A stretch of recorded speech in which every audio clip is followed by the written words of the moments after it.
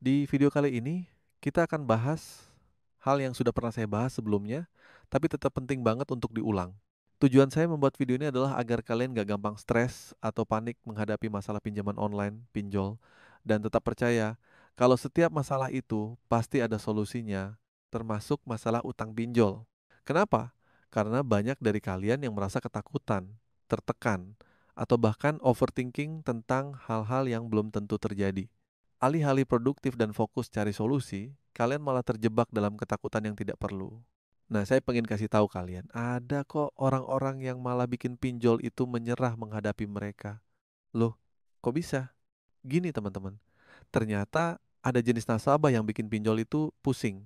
Bukan karena mereka pemberani atau pintar, tapi karena mereka pasrah. Yup, nasabah yang pasrah, yang menerima kenyataan tanpa melawan atau panik. Kok bisa sih pasrah jadi bikin pinjol stres? Gini ceritanya. Ketika pinjol mulai ngancam atau menakut-nakuti nasabah dengan segala sanksi, ya seperti ancaman lapor polisi atau menekan lewat DC, ada loh nasabah yang justru nerima aja.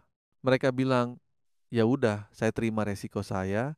Kalau memang harus ditagih, ya saya ikhlas.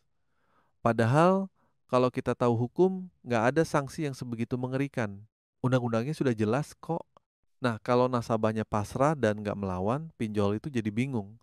Mereka jadi nggak bisa lagi pakai cara yang biasa, kayak menakut-nakuti dengan ancaman. Yang bisa mereka lakukan ya cuma tagihan aja, dan kalau udah berbulan-bulan dan nasabah tetap nggak bisa bayar, ya cuman bisa diam.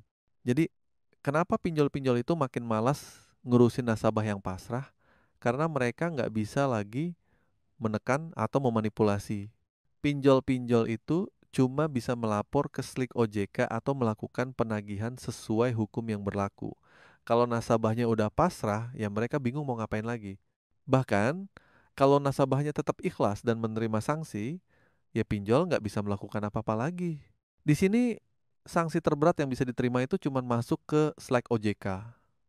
Setelah itu, udah nggak ada lagi penagihan yang bisa dilakukan secara ilegal. Jadi, kalau kalian ada yang merasa khawatir banget soal ancaman penjara atau tindakan yang nggak wajar, ingat ya, itu nggak mungkin terjadi. Jadi, jangan panik. Yang lebih ditakuti oleh pinjol itu bukan orang yang pemberani atau berani melawan, melainkan orang yang pasrah dan ikhlas menerima keadaan. Mereka tahu aturan mainnya dan tahu batasannya. Kalau udah pasrah mau ditagih dengan cara apapun, ya mereka terima aja. Pinjol jadi bingung karena nggak ada yang bisa mereka lakukan lebih jauh lagi. Jadi teman-teman, pasrah itu bukan berarti menyerah begitu saja, tapi lebih kepada berserah diri pada Allah dan menerima kenyataan dengan sabar. Tapi tetap jangan lupa untuk berusaha memperbaiki kondisi finansial kalian. Sambil menunggu keadaan membaik, terus berusaha memperbaiki keuangan agar masalah ini bisa cepat selesai. Jangan biarkan ketakutan atau stres menguasai kalian.